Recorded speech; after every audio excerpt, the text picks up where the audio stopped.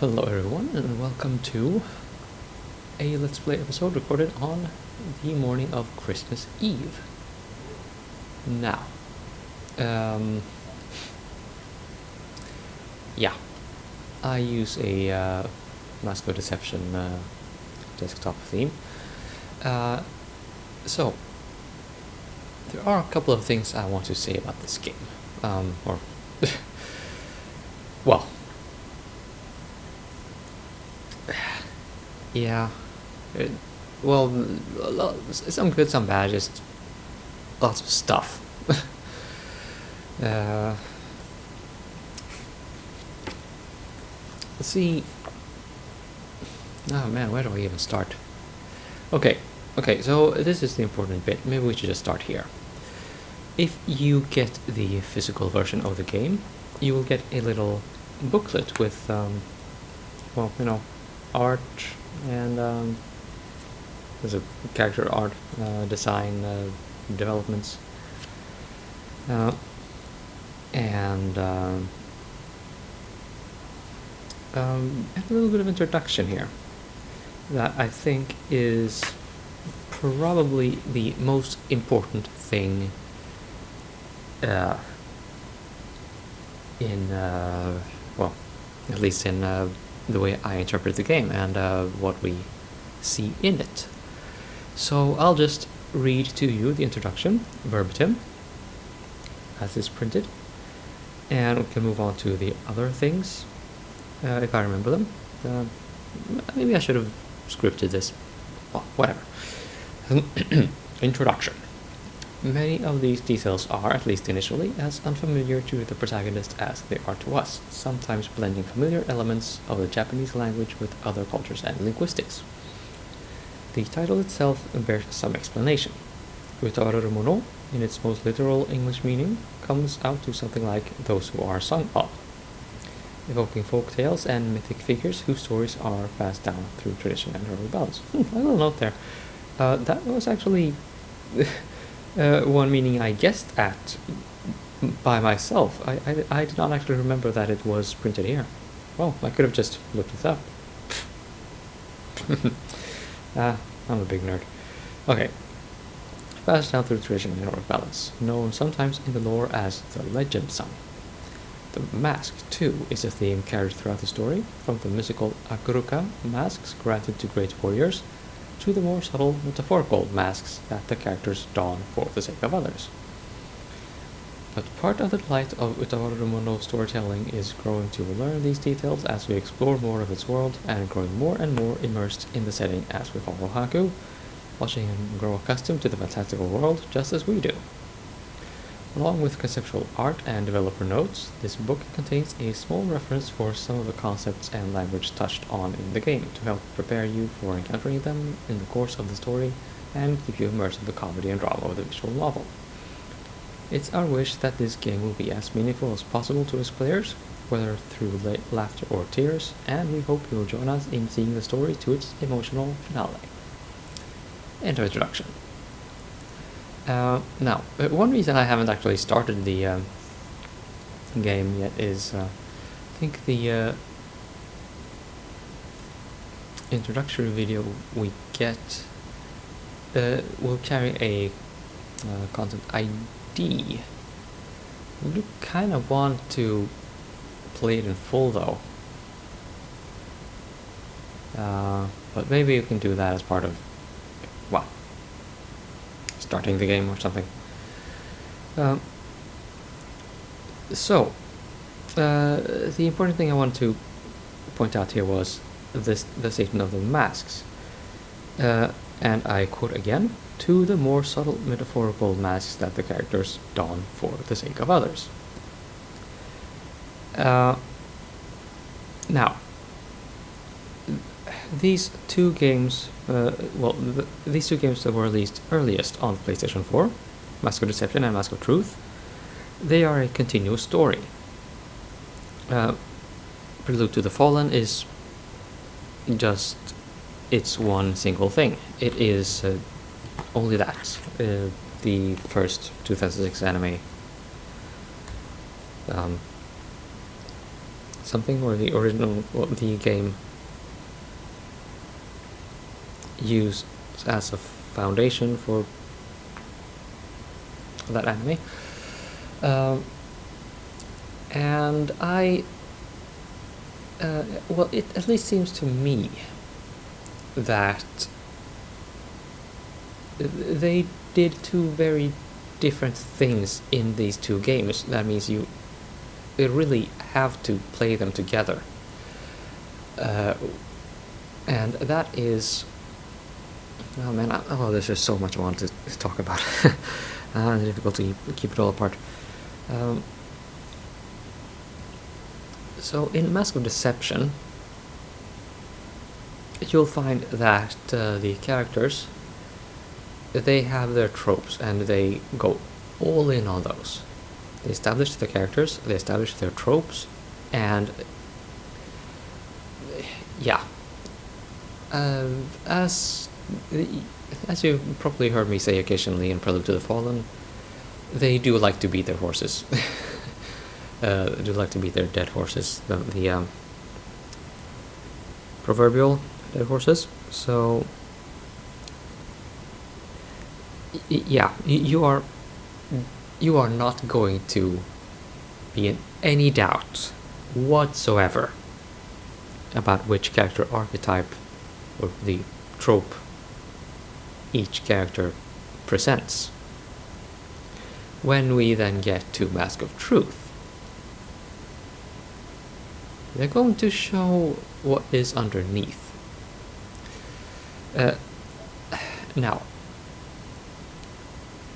I want to make it very clear here.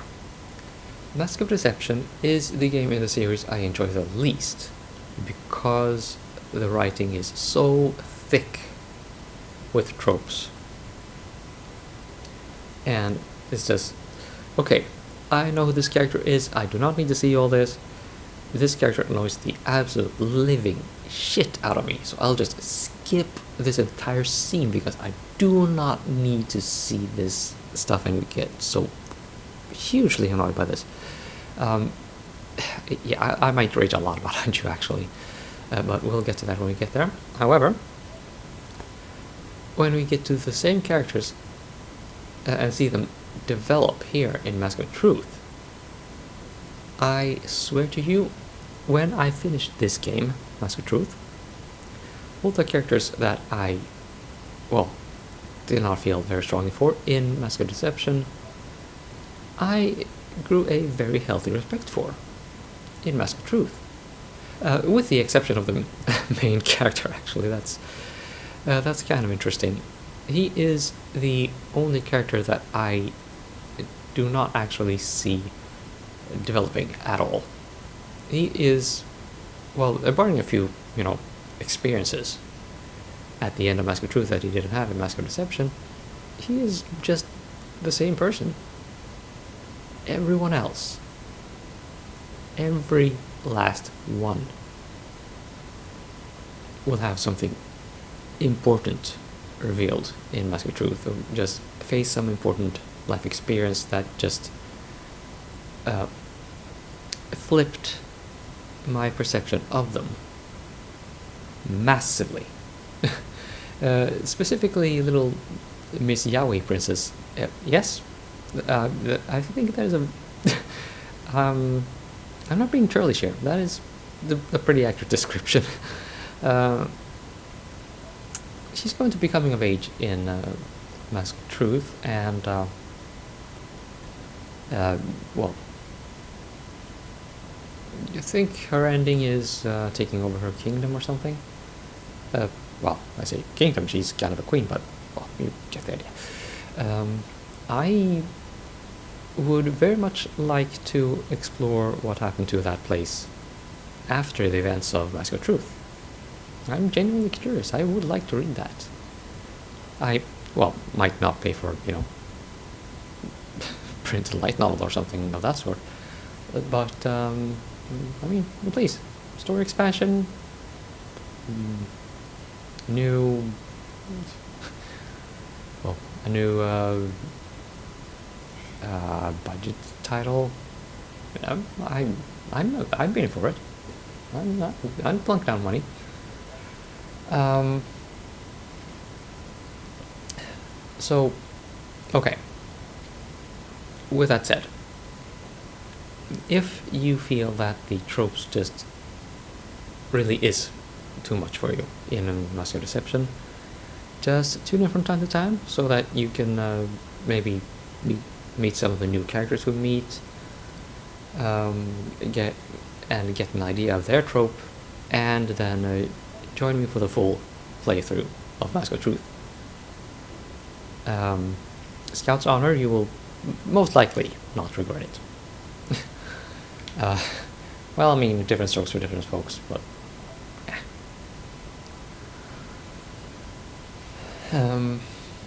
as for the music, there are some new tracks, but the style and actually some of the tracks themselves do overlap from Prelude to the Fallen, so some tracks will be familiar to you. And between Mask of Deception and Mask of Truth, there's also a considerable overlap.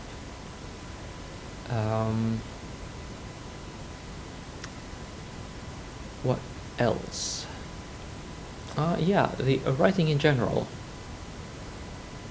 While I have said that I really don't like how tropey the game gets in, well, Mask of Deception anyway, they do some events, I would say, really well.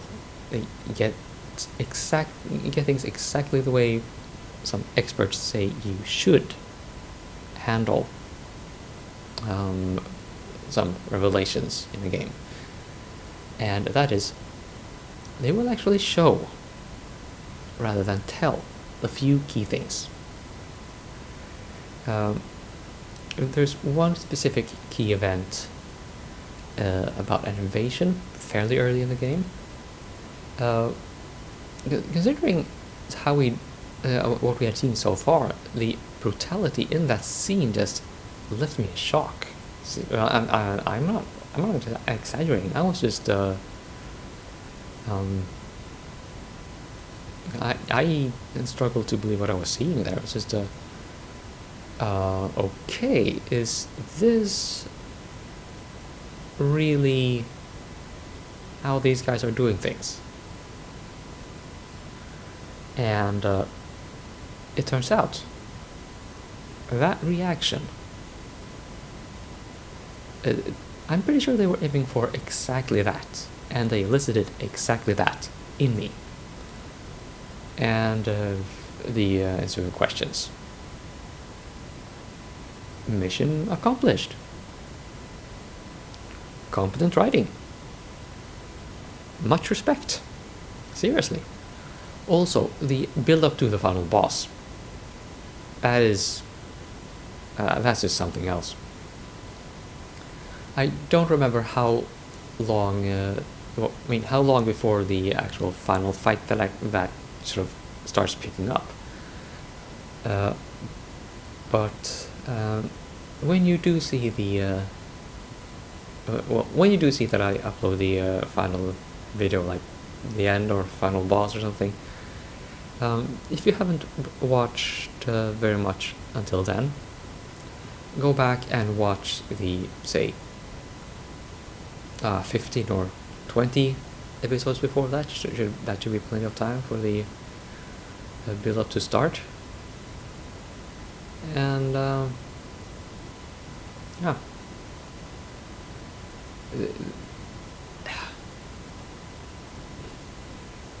it's a doozy, as I think they say.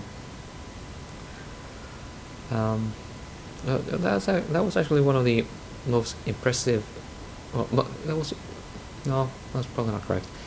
Not correct English. What was one of the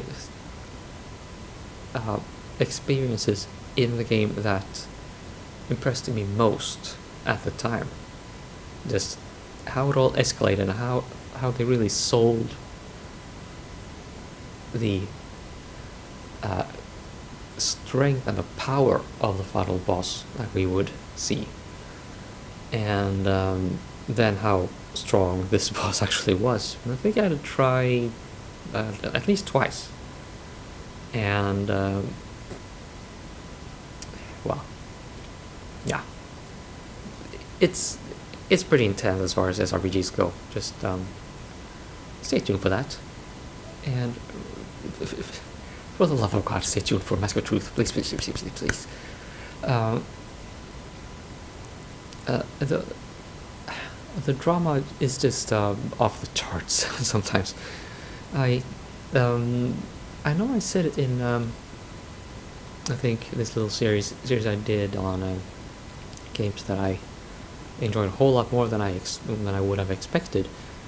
I mentioned Mask of Truth there, and how I thought for 10 solid in-game hours that I had just beaten the actual final boss and all these other things. That was just wrapping up story threads. And of course, then we had an actual final fight. But yeah, yes, man. If there's one game in the series you do not want to miss, it is Mask of Truth. Plain and simple. But to get the full enjoyment of it, you really have to deal with Mask of Deception. Okay, I think I ranted quite a bit here, and yeah. I feel like I really have missed a whole lot here. Like I wanted to say a lot more than I actually did say. But maybe I'll just get to that throughout the entirety of the game.